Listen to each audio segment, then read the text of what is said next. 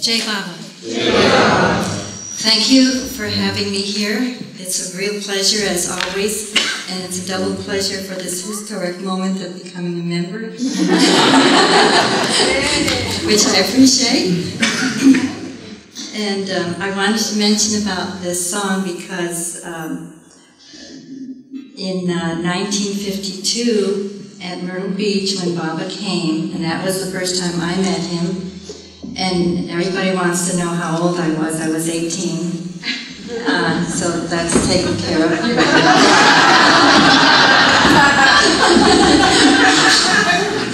And so after our family had met Baba, and I'll get back to that part, Baba sent my mother and my sister Renee and me over to the guest house to meet the women monthly who had come with him for our first time. And this was Mera and Mani, and Dr. Goher, and Meru, and Rano, and of course Kitty, and I don't know if there are others. And so we gathered with them, and they were just so beautiful and so sweet and so loving. They were like angels. We'd never met anybody like them before. And of course they looked, all of them looked so much younger than their already young years at that date.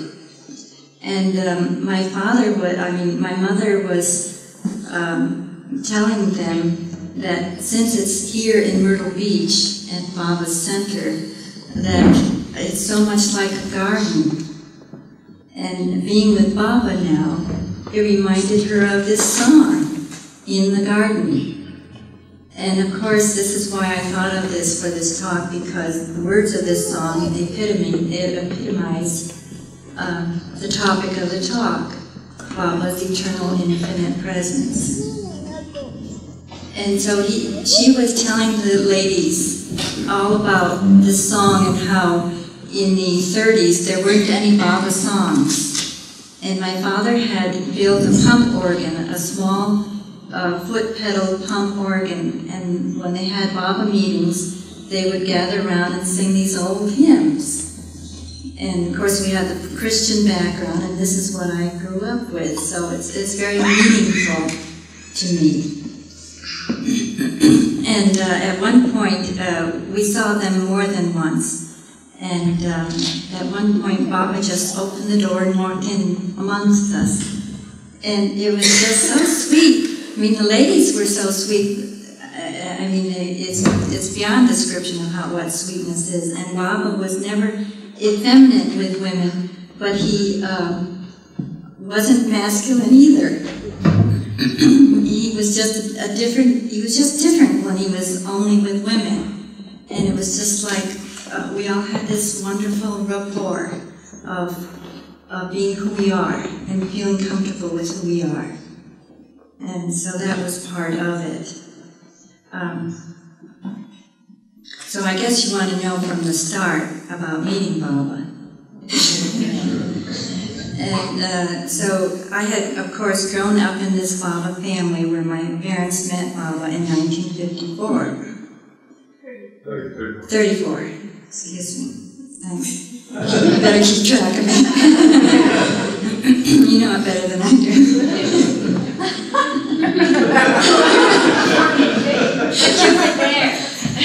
And so, all these years, growing up in our family, we were a close-knit family, and my father was going down to New York to introduce Narina, and we were children very anxious to know more and more about Baba. And meanwhile, we went to Christian Sunday school and so on. And I used to think, let's see, when Christ comes back in the year 2000, how old will I be? And I sure hope I'll meet him. And even though I knew about Baba, I still had these kinds of thoughts. You know, I didn't put everything together. I knew that Baba loved us, and I felt that he was God, but I didn't quite connect all the connections. And so we were always very anxious to meet Baba, so the tension and the longing built up over these years. Baba wrote letters to us that were just wonderful and very encouraging. And so finally the day came. when our family traveled down from upper New York State by car down to the center. We stayed at the Lafayette Hotel and had our appointment on May 10th, our appointment with Baba. And I was having anxiety because I was afraid to meet Baba because I thought I wouldn't love him.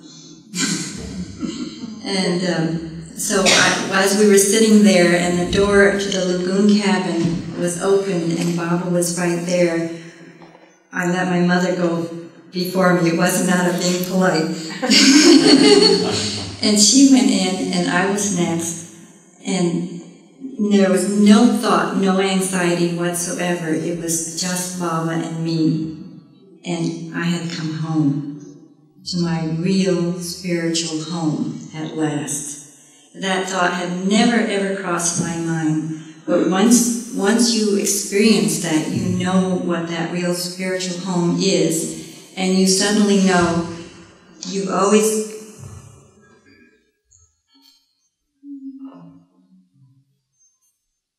This wasn't in the script. You know you've always longed for this.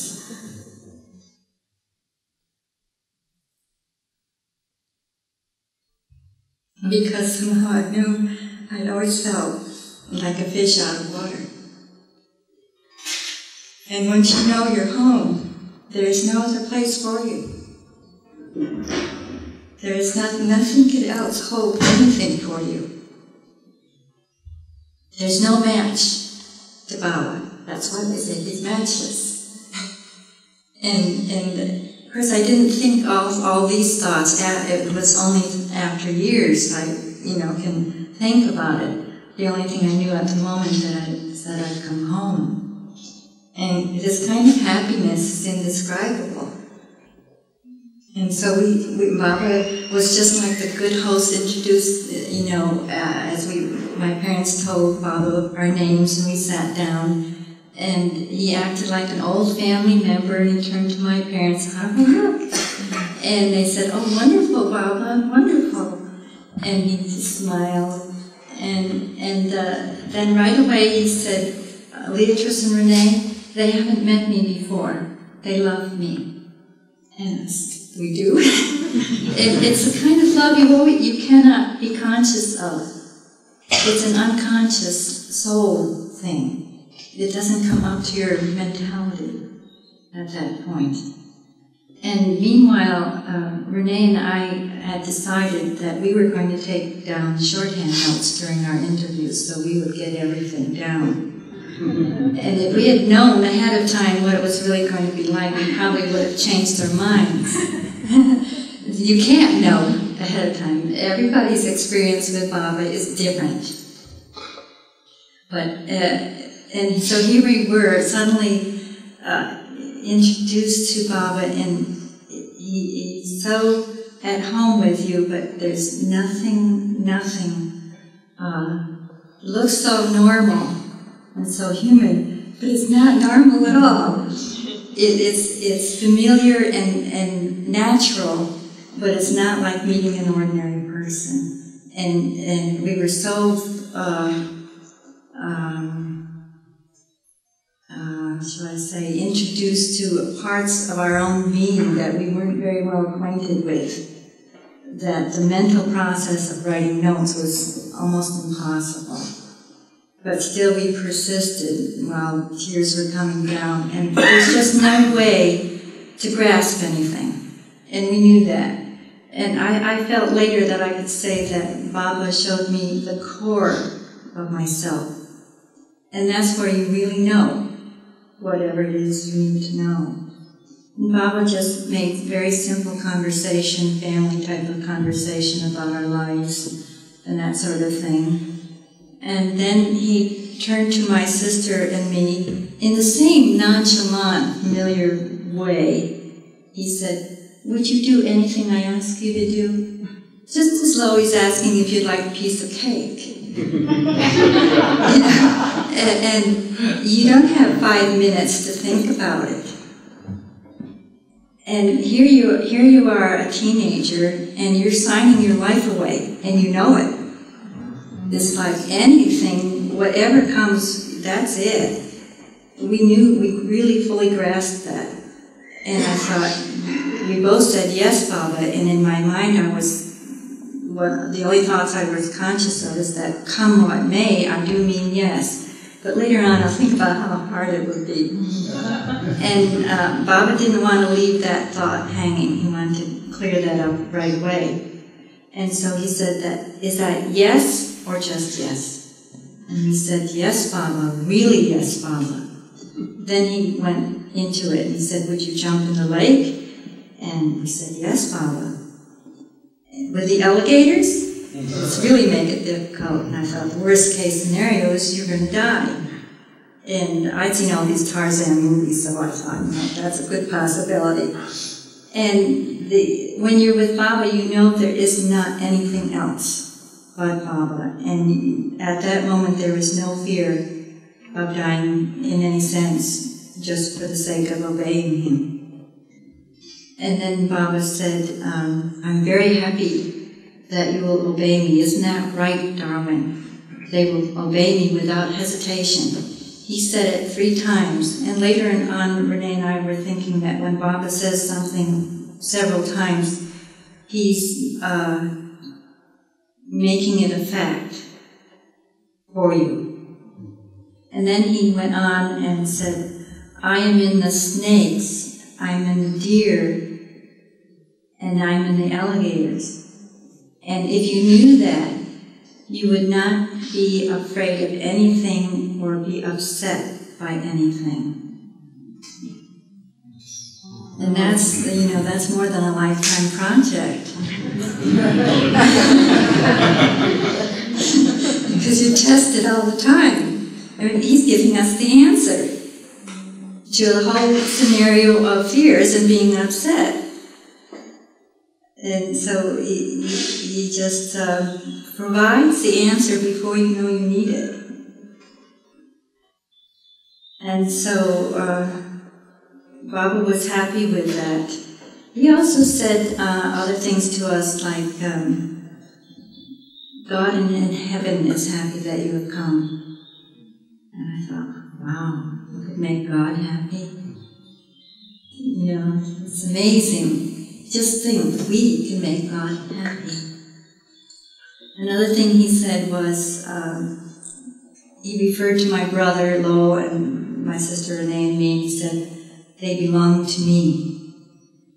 And being teenagers, that's as far as I could get in my teenage thinking, like, oh, good. It's good for my parents to hear this. And of course, Baba wants us all to know that we belong to him. And when we belong to him, we don't belong to ourselves, and nothing belongs to us. So right away, he just was bang, bang, bang, setting our course for our lifetime and more. Then the early 1952 interviews run together in my mind. After each interview was over, Baba stood and embraced each one of us. And during one of those last parting embraces, Baba held my face, and an embrace is not that long, and he held my face so that I could look directly into his eye. And in a split second, the things that go on, because I suddenly became aware that I could be very frightened because of this opportunity to really look at Baba. I knew this wasn't going to be just a casual thing. And I also knew, I don't know how you know these things, and I knew that in order to be able to look into his eye, I had to cut loose of everything I knew. Every form or sense of security, all my maya, all my trappings of myself. Without putting a label on everything, I knew I had to cut loose and swing out to dare. How many lifetimes does it take to build those sanskaras of daring to meet God? And actually, when I was at the center this spring, I was in the garden, And I heard this voice in my head that says, "You dared to look into God's eyes?" Oh my God, if somebody told that to me, I wouldn't dare. But at that moment, Baba was holding me, and I dared. And I looked, and there, after that, the brownness of his eye, I kept on looking, and there was no end, no end. And what I saw was infinite. There was no boundary of light, brilliant, brilliant light. And I was in it. And it was complete beauty. It was so alive. There's nothing boring about that. It was so still and alive. And it was probably only an instant, but for me it was an eternity. And that's where Baba was showing me his eternalness.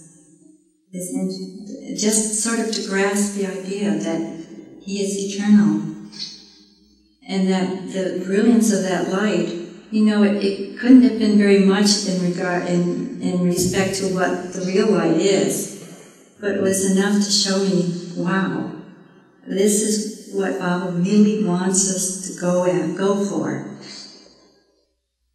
To break loose of all our duality, all of our Maya. He doesn't pussyfoot around. He says, do it now. And he's holding you while you're doing it. And then after the embrace, it's just like, just an everyday thing, like nothing had happened. And I thought it was just so, like, doesn't everybody feel that way? I never told anybody about it for years. It was just there inside me. And I think it doesn't ever go away because it is eternal. So that's his eternal divine presence. In 1952, there were quite a number of people who came to see Baba, and this was after Baba's new life, and Baba brought all that energy for his purposes to the West. That's another topic, of course. But this was the first time that a darshan program was given at the Meher Center at Myrtle Beach on May 18th. Was it the 18th? Darshan program was given at the Meher Center at Myrtle Beach on May 18th. Was it the 18th? I don't know that one. 17th? 17th or 18th? Well, anyway, this program was set up at the barn, and I think something between 15 and 1,800 people came from Myrtle Beach and the area. That's a lot for 1952. They weren't lovers of Baba per se. There was only a small group of Baba lovers. And of course, we were not called Baba lovers at that time. So the program was set, the chairs were all brought outside the barn and in this clearing space, and people waited their turns. And meanwhile, someone passed out this sheet of paper saying there would be no questions asked about Baba and a brief outline of biography of Baba and maybe other things. So then Baba had asked my mother and some others to be on the back side of the barn. There's an entrance on one side and there's a back exit. And so my mother was supposed to be there. And my sister and I weren't literally invited, but we invited ourselves to accompany her. And of course, there's the method, because you can look in and you get that whiff of Baba all the time, and you're partaking of that. And so people would come in, and Baba was sitting in the center there at the barn, and people would come up to him and just touch him and walk away. They didn't have very much time with him. And so someone afterwards said, well, why didn't you give them more time? And Baba said, so that he could touch them at the heart level before the mind got going. And they were so deeply touched that some of the people would walk into the lake if you didn't stop them. they were dazed. And there was a whole group of black people came, and Baba stood for them. So this was quite a momentous occasion. And Baba said that 1,000 years from now, people would be singing about this day. It was so significant. So when you go to the barn at Myrtle Beach, just think of how much time Baba spent there, starting in 1952. 56 and 58, a lot of hours there, as well as all over the center. Now, also in 1952, Baba had foretold about an accident that he would have, but most people didn't remember or weren't aware of it, so that when the accident occurred, it was by surprise. And I won't go into a whole lot of it because it's written up and you probably have read about it. But Baba left the center with Elizabeth. He took 2 cars. Elizabeth was driving in Baba's car, and Meher was in Baba's car, and I think Mani. And Sarash was driving the second car. They were heading out to Meher Mount. And Baba asked Elizabeth, "Do you have your insurance papers?" And she said no, and he had her stop at Upandun's to pick up the insurance papers. And of course you all know that this tragic event took place on the 26th of May in what they call Prague, Oklahoma. Baba was thrown 24th. I've heard your story so often. That's why I know I need you to tell me.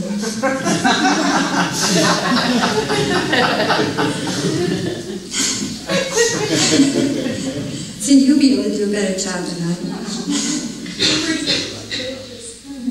So, anyway, Baba was severely injured, Meher was severely injured, and Baba and all of the party, Baba was lying there helpless, bleeding, and I'll make that long story short, he was taken to the clinic there and treated, and Baba in his serious condition was said, look after Meher first. And in Meher's book she tells about this as well. And on page 209 in Meher's book, she refers to a note that Baba sent her while she was recovering in one ward and Baba was in another ward, and they were not able to see each other for several days. And so Meher received this note from Baba.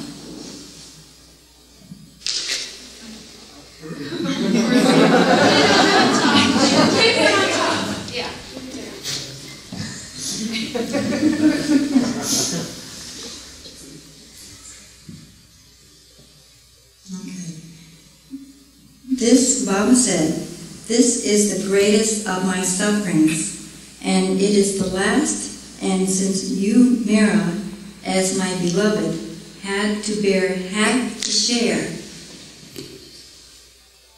has finally made me, Baba, feel very proud and happy. This separation from you makes me feel very restless, and I keep thinking of you suffering. But in 3 or 4 days' time, we will meet and all will be well. Then we will recover soon. You will have all your desires fulfilled, and I will make you very happy. I will tell you everything after we meet. In the meantime, during these 3 or 4 days, you must let go hair clean and treat your eyes. We have yet very long to live and enjoy real happiness. Therefore, you must not worry, think, or feel nervous. Baba is with you always and thinks of you every second of the day. You must not worry, just be relaxed and rest. Then Baba sent a message to Elizabeth, quote, "This disaster has been Baba's cross, and you all took part in it, and Baba is very happy and proud that Meher took as great a part as Baba did in it." Never knew that before. Then, related to this too, marriage related. Baba got his physical bones broken so as to break the backbone of the material aspect of the machine, meaning machine age, keeping intact its spiritual aspect. Erich explained that Kali Yuga translates to the machine age. So that goes with that. And so, of course, we know Baba did recover, and he went to New York. And of course, he went after the accident, and they were well enough to travel by ambulance back to Myrtle Beach for further recovery. They did go to North Carolina to see doctors, and then to New York in July, where Baba gave additional darshan. And then Baba gave darshan at Mrs. Deuce, Ivy Deuce's house, she's also known as the Sufi Murshid. And she had a penthouse apartment in New York City. It was sweltering hot, and they didn't have air conditioning in those days. Baba gave interviews in this little room, and he was stripped to the waist and had his left leg in a cast and his arm in a sling left. And to keep him cool, they had this huge cake of ice in a big pan and a fan blowing over it.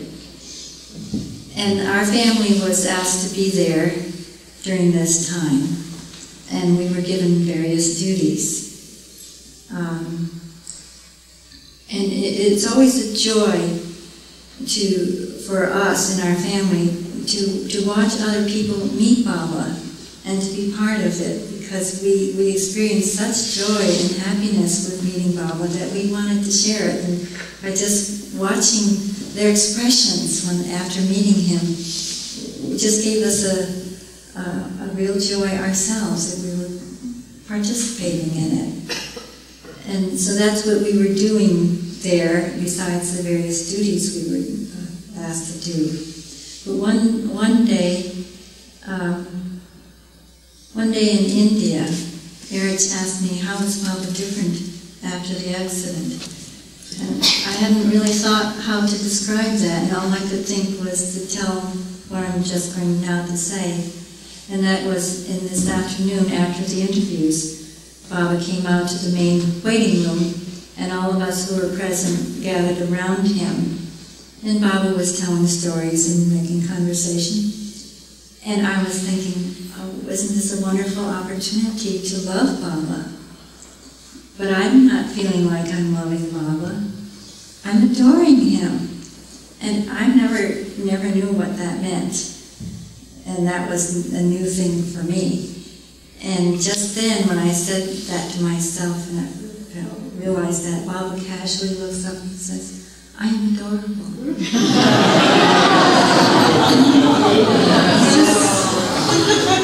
Right on. So,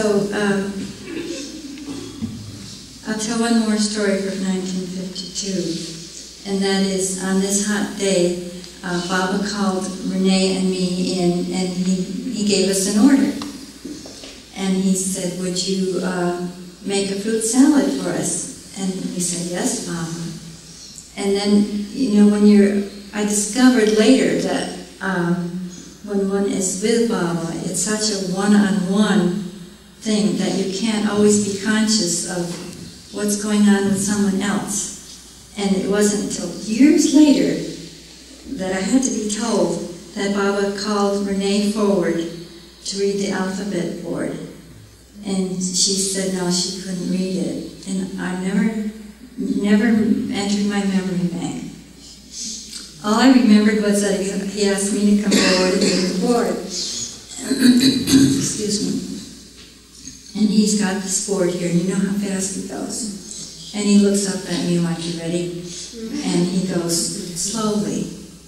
And I'm looking at it and I'm thinking, oh my gosh. He looks up at me and I thought, I don't know what it is. And I thought, it's only 4 letters and I still didn't get it. So he looks up like, okay, it's okay, don't get it.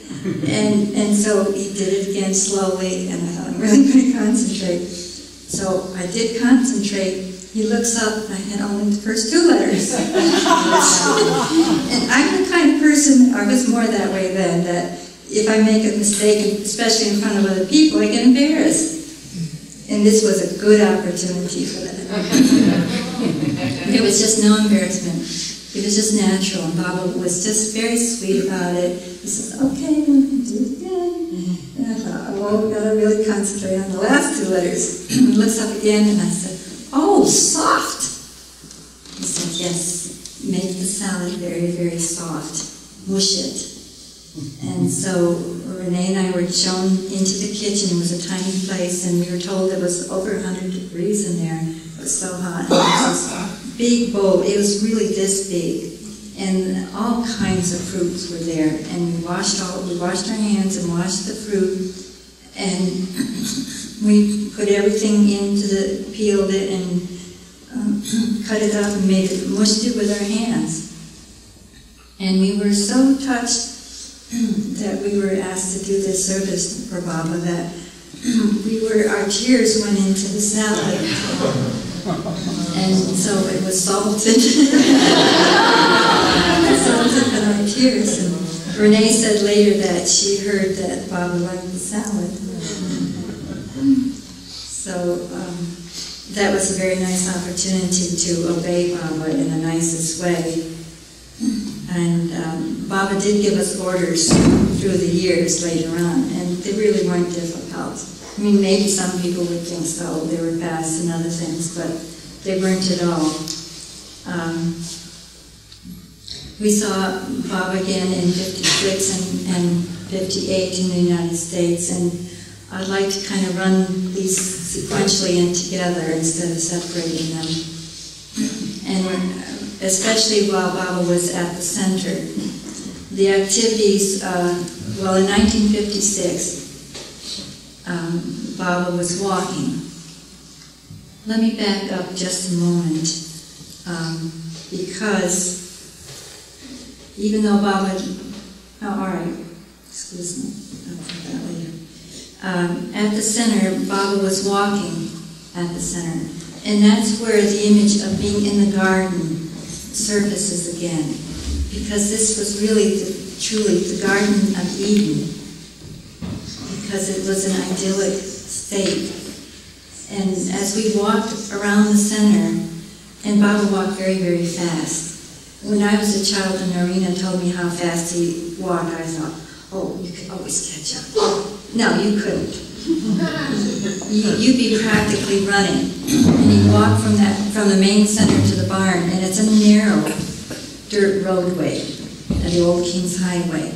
And so not many people can be beside Baba, so you're trailing down, and people would jockey, push their elbows around, and you couldn't really get next to Baba, and people were trying to keep up and follow him, but it was just, we were walking with Baba. And that is an experience in itself. And going into the barn and spending hours and hours with him, either all the morning or all the afternoon, in 56 and 58, in various programs. We were thoroughly saturated, and we finally went to the point where we were beyond tears. And I was still taking some shorthand notes to begin with, and I saw Phyllis taking them, and I thought, I'll let her do it, because you can't do both. You miss something, and it was very selfless of her to do that. But while Baba's there, you can't, we said to ourselves and to each other, you just can't assimilate this. You just try to grasp it's like being in kindergarten, being a kindergarten when you're suddenly going to college. You know you're not getting it. And you're only just sort of, huh? And still Baba's treating us like we are getting it. And he said to love me, just love me. And he said, it rests with you to draw from the ocean. And so that's what we do. That's our part, to draw from him. And that's what I was doing all these years with Baba, all these visits with Baba. I realized I have to do that. I have to draw that love from him, because that's what I want. We get very greedy. That's the kind of greed that's very good. And we must draw that love from him. And part of that is once you see him, or you have this thought of him, or you have this any kind of experience of him, it makes you very restless for more of it. And even while you're right in front of him and he's pouring his love on you, you know there's more. And you know that you could have more. And you're struggling because it's to grasp all that there is. And this is something that I found in my desk that I wrote years later in kind of a description.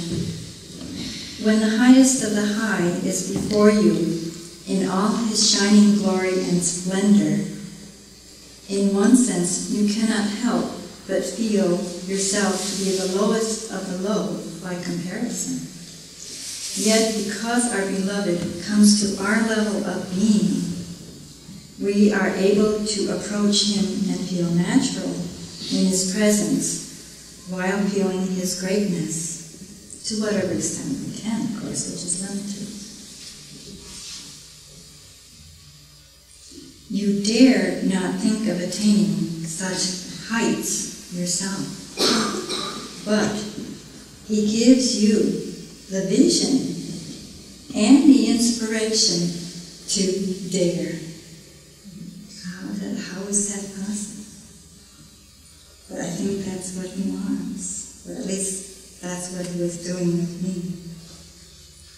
And in you, he sees himself. And he's not only pleased, but he's joyous.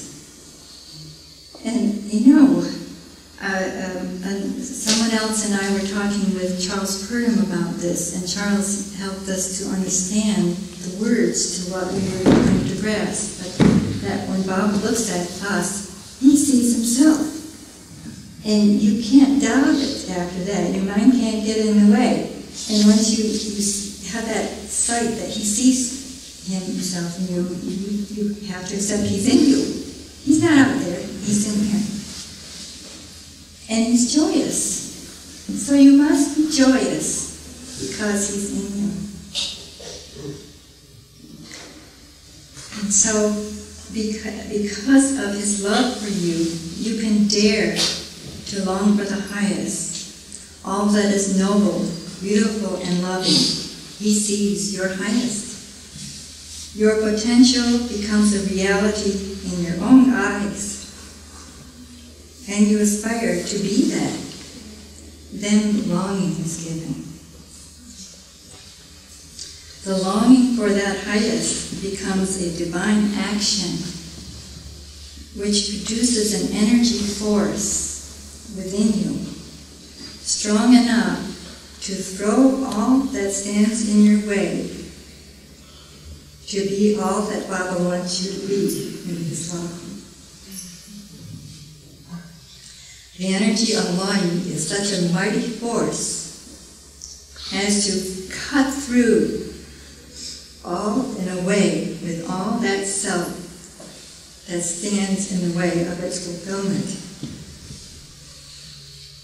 And then after a while, you experience the fire of love, and you are willing to burn in the beloved's flame of love. So, I couldn't put words onto that for years, and suddenly it came to me, and I wrote it down, put it in my desk, and I was looking for something else before I came here, and I found that. There it is. meant to share that, because that's how I felt when I was with Baba all the time. And when I was not with Baba, in between the years, especially the early years, the longing was so terrible, it was very painful. And life wasn't quite so much fun in the outer world, because this longing was burning a hole in me. And but in 1956, after meeting Baba again, Baba helped me through that, so it was more livable, that I could go into another place where I was more comfortable. I don't think the longing ever goes away, but there's just different other places that Baba takes you. And Baba took us to many places within that there are no descriptions of. And that's the best way, because when you have these experiences, you don't need to put any labels. The only label is that you're with your divine beloved.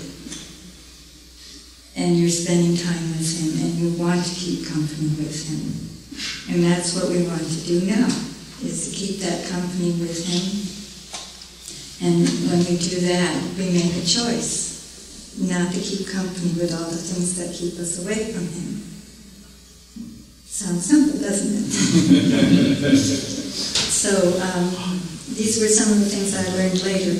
But in New York, in 1956, before we went down to Myrtle Beach to see Baba, Baba had different groups in his hotel room with him, aside from the interviews that he was giving.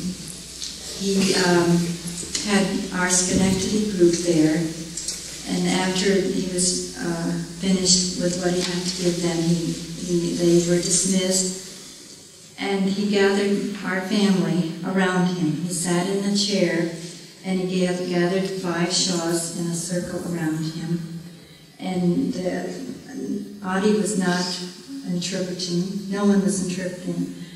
We were just sitting there quietly with Baba. It was quite natural. It wasn't like, hey, what's going on? It was just like, oh, we can sit here with Baba and just be with him. And then Baba started turning it on. He just poured this love into us and kept on pouring it. And as he kept pouring it on, we were just soaking it. Completely absorbed and soaking it. It went deeper and deeper and deeper. And that's when I found out you don't just take Baba's love. You have to be willing to take all of what he's giving you and give it back. You give it back. Love is giving. It's a verb. And this is what we were doing, the rhythm of Baba's love. He was blowing his breath of love upon us, and we felt this oneness and this light of his love just engulfing us in this perfect unison. And this was another timeless moment. There was no time, there was eternity. And Baba said, give everything to me. Don't hold back anything. Just give everything. And this is the other thing I found out when I was just with Baba, and other things were going on in the barn or in India or wherever I was. That's what I was doing. I wasn't putting labels on things. Oh, I should reserve this for myself. This is too good, or this is too bad. Just giving him everything. And when you do that, you're making room. He said, if you have a small cup, that's all you can contain. But if you have a bigger cup, you can contain more. And so I decided I needed a bigger cup. And so that these were my secrets of what I was doing. And I think that many of us would say that amongst us who were with Baba, that Baba's love was so overflowing that we were seeing each other through the eyes of love. We didn't see the personality faults in each other. It was being able to love everybody the way we like to, the way we don't always do. And it was a very wonderful part of the times with Baba, is to see each other through the eyes of love. One of the times at the barn, there were times when Baba would have music programs. And there was one, and we would try to get a good close seat to Baba. It's wooden floor and there was a red rug close to Baba. And so we were fairly close to Baba most of the time. And there were Qawwali songs and various other songs. And at one point Baba had to begin the beguine played out. And during the phrase that goes, "Darling, I love you," Baba looked right at me. At me? And he's telling me, "Darling, I love you." It's very direct and it's very powerful and very poignant. And afterwards, I heard my father telling the same story.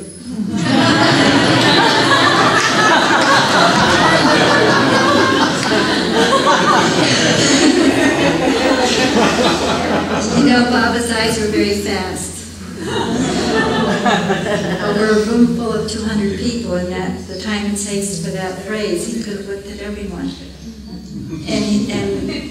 And he also said to us at times, "Be sure and keep your eyes on me, because if you don't, you might miss my glance."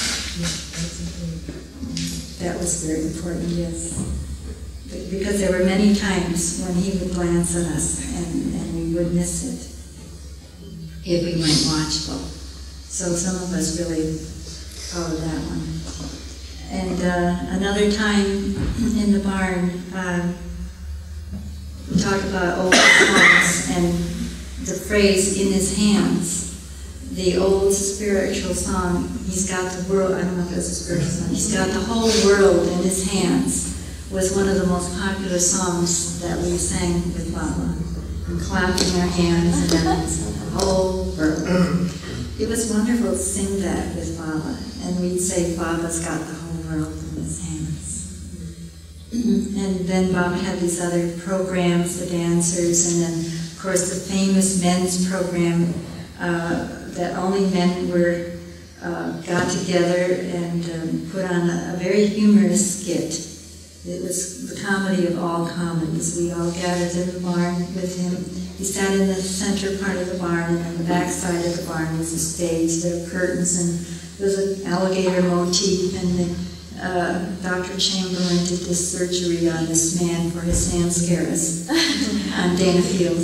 Oh. And they left the saw and the pliers and so on inside and all kinds of things. And it was absolutely hilarious. And I was at a place where I could watch Baba, and he would, and he said he almost broke his silence. And afterwards, he said, "Now all those who had a part in this come forward for an embrace." So of course all the men did, but my mother, being very smart, said to herself, "Well, I contributed a safety pin for the drapes." And she came forward and she leaned over and her cheek rubbed against Baba's tears on his cheek, and Baba kissed her on the cheek. So she was very smart. That was obedience, right? Yes. To the letter. Literally. Yes. Yeah. You have to be very swift around Baba. And so, then they had a live band, and they struck up the beginning, and that seemed to send Baba into one of these deep moods. And he was taken out. Well, this was 1958, excuse me. I'm having time with dates today. And so it was 1958 when Baba was in the chair after his accident in India. And he sat there in this deep, withdrawn mood. Then they took him out from the porch and down, and he sat there.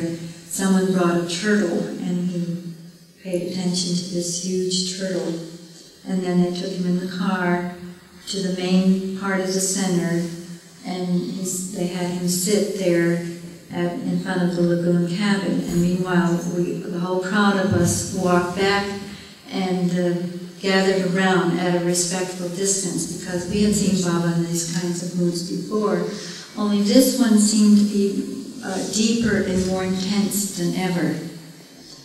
And we felt this hush and stillness pervading, and all nature participated in this. The frogs stopped croaking, the birds stopped chirping, and the bees, and everything stilled to this utter, complete silence.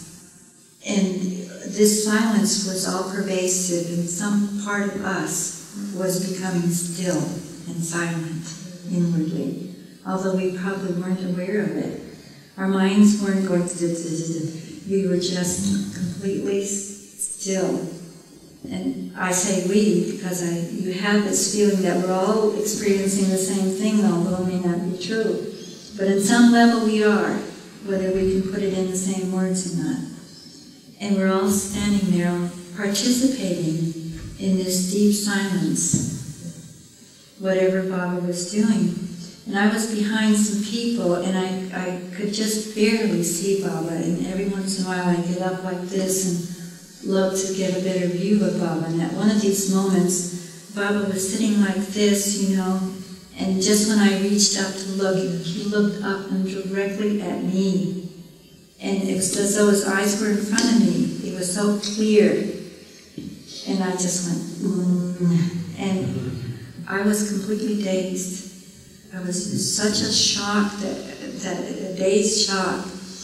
And I don't know at what point I just left, and whether it was over or not over or what. I found my way to my cabin, and I just sat there. I wasn't going to move forever, because I liked this place. And at that moment I knew the words that I could put on it was that whatever God is, whoever God is, Baba is God. And then at lunchtime, Renee came in, "Aren't you coming to lunch?" And I thought, I guess I better start acting normal. So I made the effort to just go ahead and follow along with that. One of the times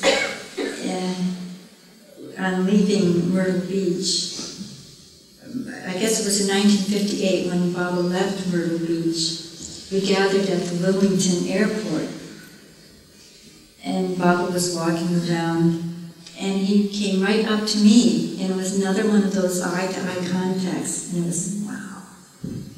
And I was just swimming again. And it just takes you by surprise.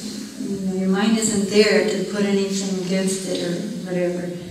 And then he went back and sat down across the room, and the intensity of it was that I couldn't take my eyes off of him, and I felt like I was just boring into him, because I just was, what else could you do?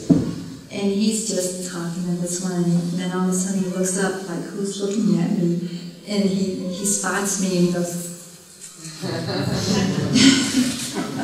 like, okay now, you don't have to keep doing that.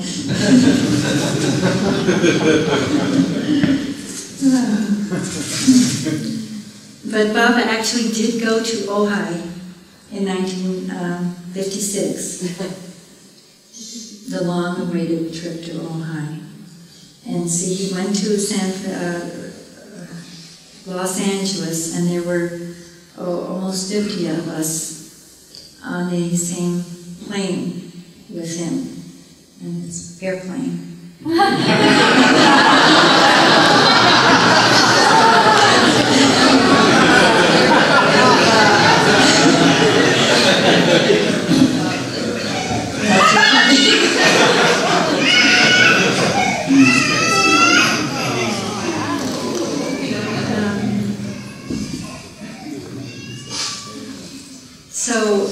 We were in Los Angeles, and Baba was busy in Los Angeles all the time, and so we didn't have personal time in Los Angeles. He was giving interviews.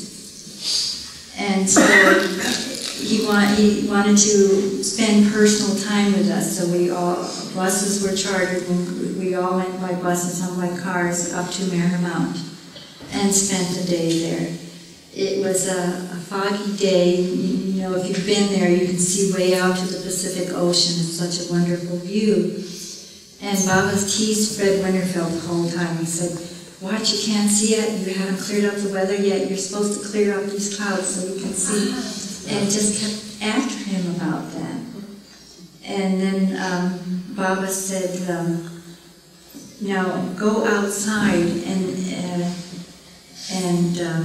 this was exact words. He said, "Now go out and see the view and try to love Baba through nature. This is all due to my love, this whole creation, this nature. All the beauty you see, all came out of me." And so that's what we were doing. We obeyed, and we left Baba and went out there and looked over the land. And there's one spot near the house when I was just doing that and thinking about what Baba just said, and then I started feeling a presence next to me. I looked, oh, it's Baba. He just wanted to come up and nod to me and acknowledge that I was doing what he said I should do, what we should all do. And we walked all around the grounds with Baba, and Baba walked with Agnes Barron hand in hand, and she showed him all around everywhere, and she told me that he acted like a real estate agent. And he wanted to know who owned what property, and where they were, and what was going on, where the lines were, and all the details. And my mother was meanwhile thinking that she would like to see Baba sit under the tree, the big tree. And pretty soon, you know, Baba went and sat under that tree. And the whole crowd gathered around there and saw Baba sitting under the tree for a few minutes. But she couldn't see him because of all the people around. And he must have told everyone to leave and stayed there so that she could see him, and called her toward him, and then he kissed her again on the cheek. So, because of that thought of sitting under the tree. And so she had there's another tree story with that. Try string them on my finger to remember that. But I'll finish Ojai. Baba was in the main building there, and he played games with us. Oftentimes Baba played games with us to lighten up the humor. And in fact, in Myrtle Beach, he would say, "I playing games and joke with you, but you must not forget my divinity. And you must not think I am on the same level with you." So there is a difference. He wanted us to feel natural and not awestruck by being with him, but he lightened it up with these jokes and these games. And at one point, he said, "Now I want you, at Meher Mount inside the building, he said, "Now I want you to all close your eyes and think of and just close your eyes for a few minutes." And we thought, oh, this is going to be some special thing, you know. And then he said, "Okay, open." And we were waiting to hear what grand thing it was. And he said, "Did you hear my tummy?" His tummy was making all these noises, and he said that's because Dana Field was having him eat all these strange foods. And he was paying for it, and all the grapes and so on, and that didn't agree with him. And then later he said, "When I come back in 700 years, there won't be any more grapes." But getting back to the tree, well, before I say that, there was also a delicious lunch that was served there before we returned back. And my mother, who was still under the tree after that kiss, she was in this intoxicated ecstasy. She didn't know it was time for lunch. And when she finally got up there for lunch, there was only a crust of a bread. And she said, "Oh, well, it's something." And she took that, and it tasted like manna from heaven. It was was just delicious. But another tree story was in San Francisco.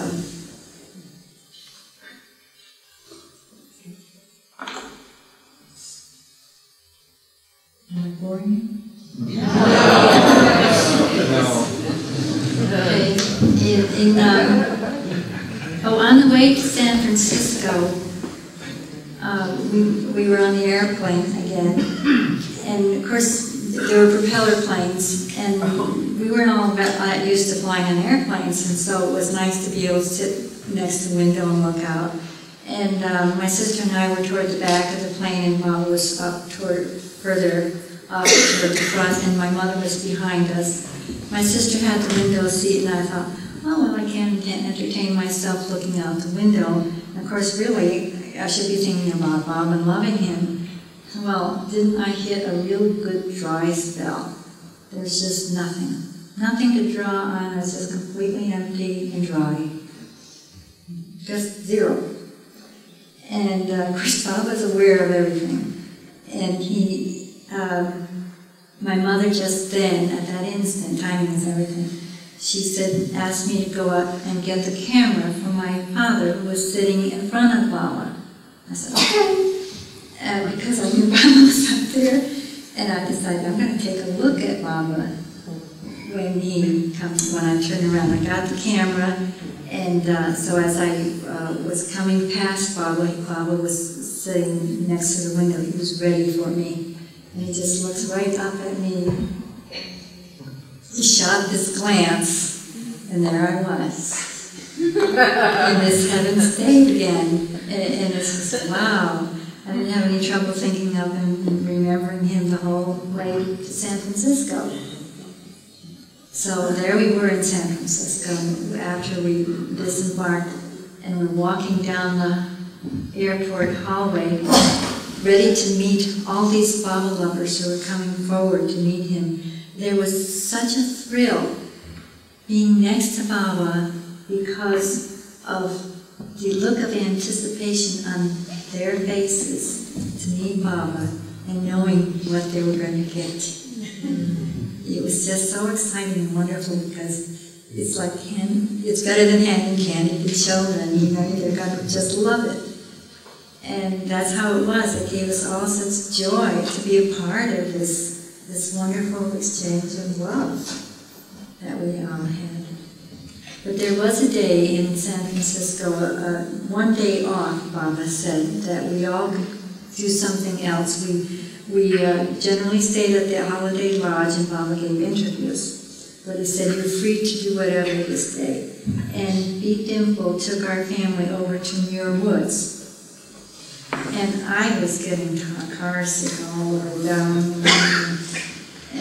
But it was wonderful to go to the woods and all of this. And my mother spotted this tree. It was the biggest sequoia she'd ever seen. Of course, we're from back east, we never had seen any of them.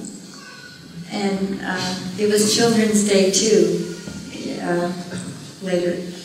So when we got back from this journey, Baba was just leaving the lodge to go somewhere else, and we missed seeing him earlier. So he had us come in, lean over into the car to have a personal touch with him. And as he called me forward to lean over, he pinched my face like that, and he squeezed really hard to hurt. And he was just so happy that he did that. But it was a really nice personal contact, you know.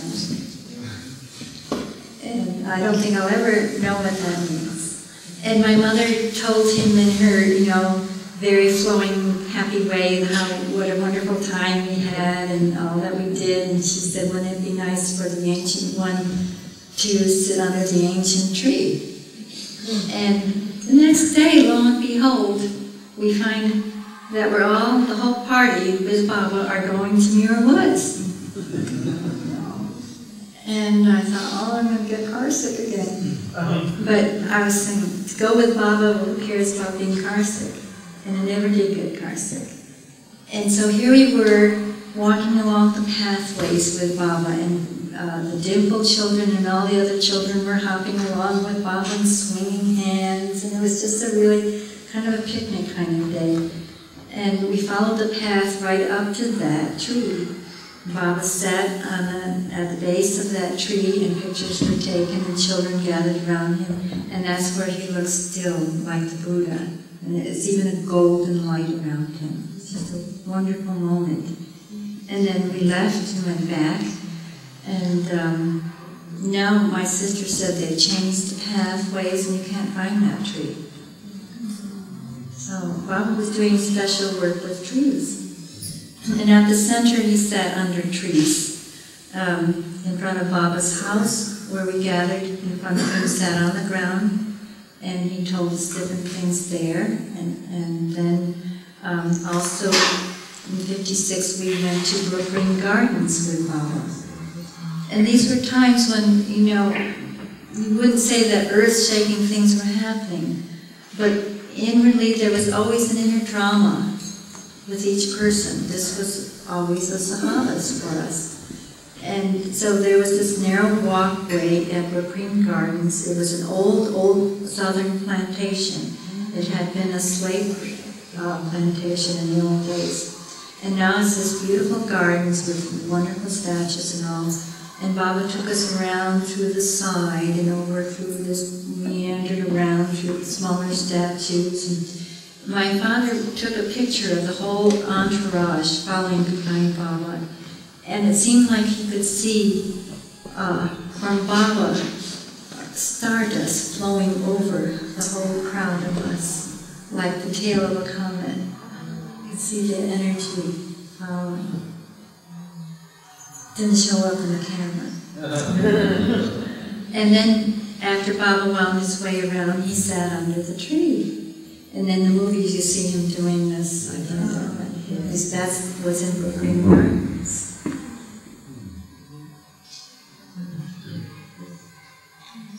So when, after Baba left the center in 1956, and we were in Wilmington Airport, he said, "Since eternity, I never come and I never go. I am present everywhere. Isn't it wonderful that I never leave?"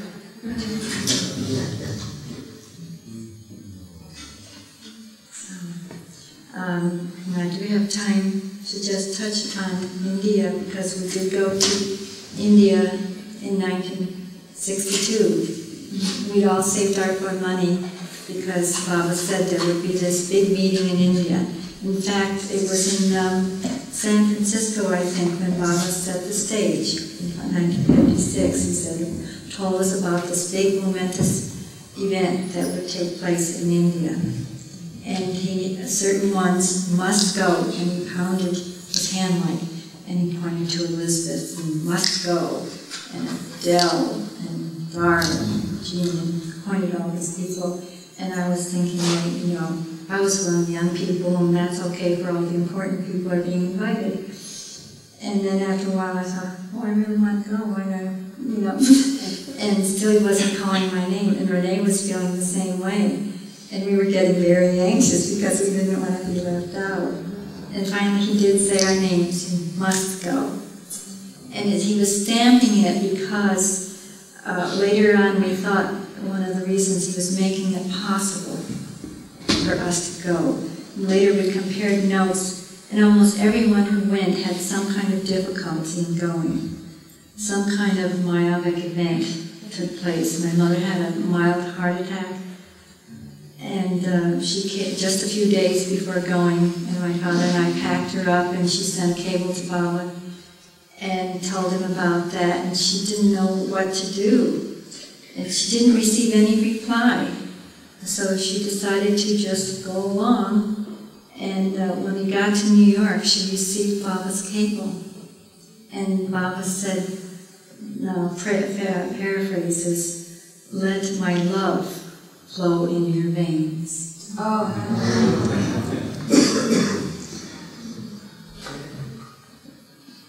So she took that to heart.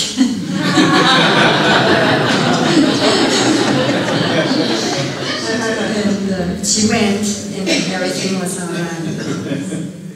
So there was, and we went in a snowstorm, and had a flat tire, you know, all these things. There's all these obstacles in our way. But we finally went, and Francis Brabazon cited the occasion by saying they had set out for the Garden of Love, but found they had arrived at the seashore. They had come to admire the rose, but they found themselves gazing at the illimitable ocean. After giving them a glimpse of the ocean, God-man, in his kindness, brought them up from the seashore and sat them down in the shadow of his feet, and he sang his bright love into their hearts. Oh. And that's exactly what he did. And it was only 4 days of the East-West gathering. The first day was, before the gathering started, was a meeting with women, and in the morning and the afternoon was with men. And then the regular programs were followed, that there would be, all of us Westerners would meet in Guruprasad in the mornings, and then spend the afternoons out under the tent with Baba. But the first morning, when just the women were called, women came in small groups, and Billy and Eaton and I were paired off to be driven to Guruprasad.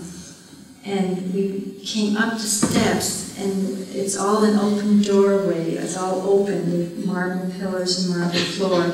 You could see into the large room, and Baba was seated at the back on this green couch. And Meher was sitting next to him, just leaning over the couch like that, so close to him. And Mani was standing in a beautiful green sari, and she was calling out people's names. And I was hoping she would call my name first, because I was very anxious to see Baba again, because it had been 1958, which seemed like a long time. And just before that happened, it just sort of something else happened in me. It was like, oh, I have to drop everything before I go to Baba. Again, drop it all. Just let go of everything. Just let everything go. And I felt like I was running to Baba. And Baba was sitting down, and he reached up, and he held my face so that this side of my face was next to him. And I heard him go, oh. And I went, and you know, what can you say? There's nothing else. There's no way you can describe that. It's a deep, sonorous tone. I'm not the only one this happened to. There was someone who kept track of how many people, so it was not that. And so that was the start of the East-West gathering for me. But each morning we had this embrace with Baba and a special time with him, and it was so. It wasn't the same as in the United States. It was less personal. We had grown up a little bit and didn't require such lavish attention. We had attention in the 50s with Baba that's almost unheard of. But we were a little more mature as a group and could handle not clamoring to be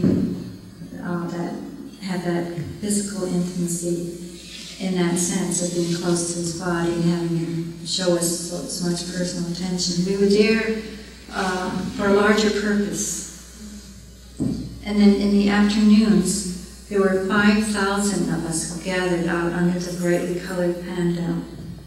And the women were on one side and the men on the other side, and Baba was seated up there and on this platform. And the Western lovers were in the front rows.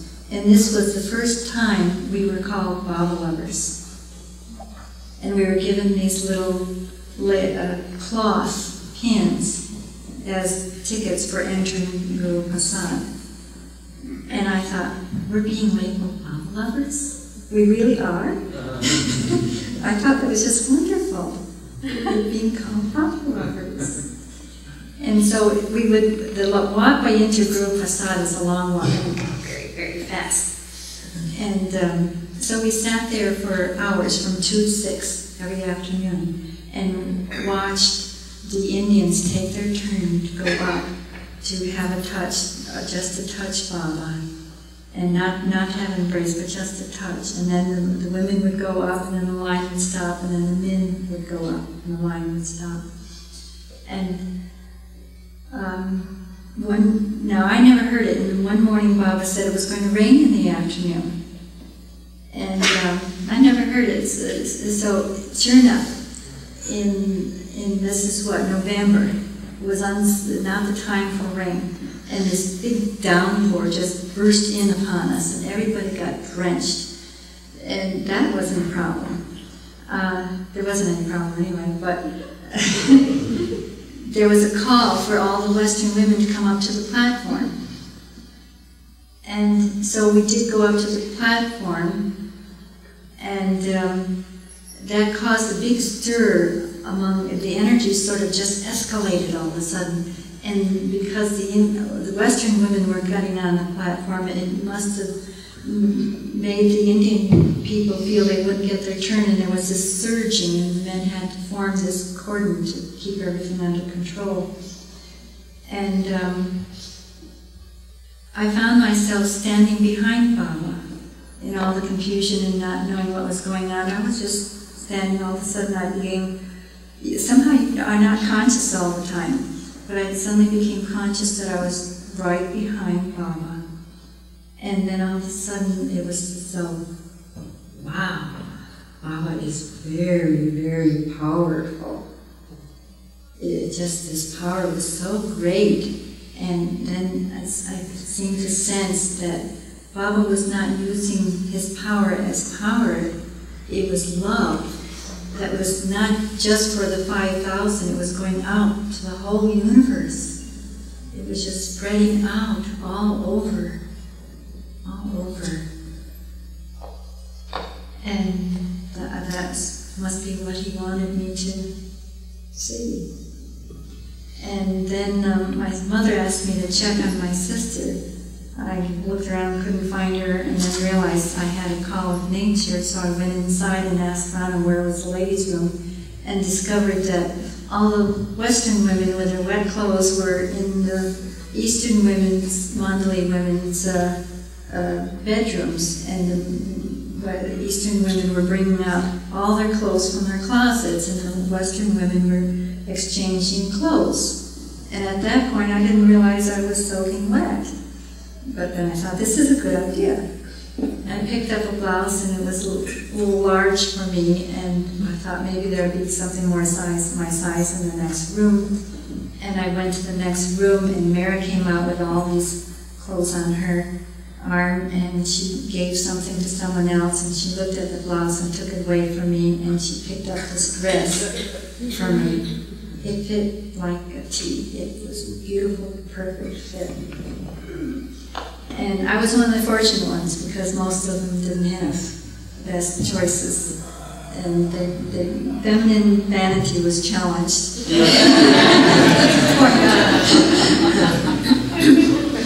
And so by the time I had gotten back out onto the platform, so this went on for 4 days, and we were becoming, I was never bored, because Baba was pouring out so much love, and you can't get enough of it, and watching all these people. And then on the last day was the day for the public to come in and bow down to Baba. Now Baba, all these years, didn't allow anyone to bow down to him. And on the last day also, he allowed the Western women to sit on the other side, the more shady side, and change for the men. And I found myself a place second row, front center. And my mother said, over here, come on over here. I said, no way. And Baba was I felt that on each day, Baba was, while he was doing everything, he was aware of every one of us. He'd point to someone and say, "Stay awake," or someone else, "Go to the bathroom." And he was aware of everyone. And as this afternoon began, he had the Eastern men mandali come forward, and they were given the privilege of bowing down to Baba. His feet were right at the edge of the platform, so they didn't have to go way down. They could just bend their heads down like that. And it was so touching and moving for all of us to witness this. It was very, very moving, because they hadn't had this opportunity ever before. And it's something that you always want to do. You suddenly know what it means if you hadn't known before.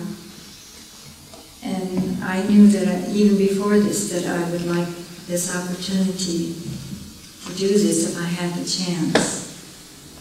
And so I was waiting for that chance. There were other things that did happen during the East-West gathering, but there were two more points I want to say. Is that the last day of the program, well, at the end of each program, Baba had the arti sung out. And this was the first time we ever heard an arti. And it was so wonderful. And the last day was just a glorious day, absolutely glorious. To have 5 people sing their heart's love out to God in human form with us is everything you could ask for. I used to think Ode to Joy was this highest tribute in song to Baba, but this was the highest, to be able to sing in this singing and pouring your heart in Mass, this Mass singing to God, and His love flowing over us. This was so beautiful. And that's how the East-West program afternoons ended for us. But then there wasn't enough time for all of the Easterners who were public who still wanted to meet him. So Baba went out in the car afterwards so they could see him. But the last morning was our last goodbye. I didn't realize it was really about the last goodbye. And Baba had us each come up to say goodbye to him in Guruprasad in the morning. And no one was called, we just came when we felt impelled. And I knew I wanted to bow down. And after Baba embraced me, I bowed down and I touched my forehead to his foot. And then I found myself kissing his foot. And I hadn't planned on that. And I wish I had looked up at Baba afterwards. I didn't. Now, of course, you're not thinking. And I was in really ecstasy, this blissful state. And Baba has such timing that he had someone come along and, someone came along and was obviously joking. He said, "Would you quit worrying about money?" It didn't upset me one bit. I mean, it was not too nice to be shaken out of that state. But to have that humor on top of it, it was like Baba saying that to me. Now, remember this in your life here. You're not supposed to worry about money. He thinks ahead of time, and he gives you all the answers ahead of time, or at least for me. Maybe not all the answers, but these answers. And then we were saying our goodbyes to the women rendezvous. And after we had said our goodbyes, I was still standing at the doorway, looking in where the women were saying their goodbyes. And Meher came up to the door, and she said to me, "Now remember, when you really, really think of Baba, he's really, really with you." And just then, I looked across the hall, and the curtain blew away where Baba was, and I saw Baba. He was verifying what she just said. So, I've been told told my 5 minutes is up. Today, Baba.